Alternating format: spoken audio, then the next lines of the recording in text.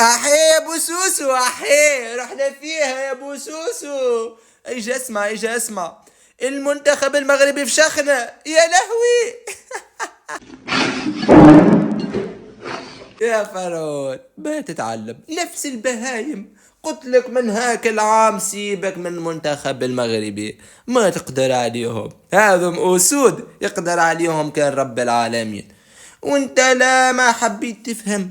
شوف آخر مرة وش قلت لي يا تونسي، خسرت من المنتخب المغربي. شوف يوم الاثنين شوف كيف انا راح افشخ المنتخب المغربي.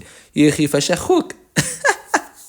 ما تتعلم، ما تتعلم. شوف يا فرعون، نحن زادوا فشخونا ما يرحبوا، نحن اخواتهم وفشخونا. شوف ضربوا تونس ضربوها باثنين، ومن بعديك راح المنتخب المغربي صفي في حساباته، بدا بالجزائر ضربها بثلاثة وراح لعندك انت وضربك باثنين اليوم.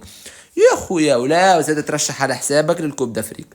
افهم، هذا يقدر عليهم كان رب العالمين. اللي وصلوا ليه ما هوش حظ، امبوسيبل اللي وصلوا ليه حظ.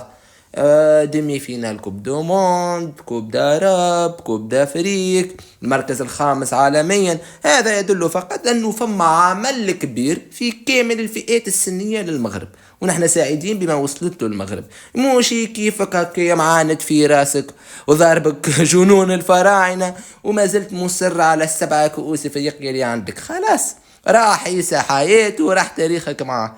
الحين ما عندك والو، ما عندك مدير، عندك كين غير تعترف بالمنتخب المغربي. اوكي.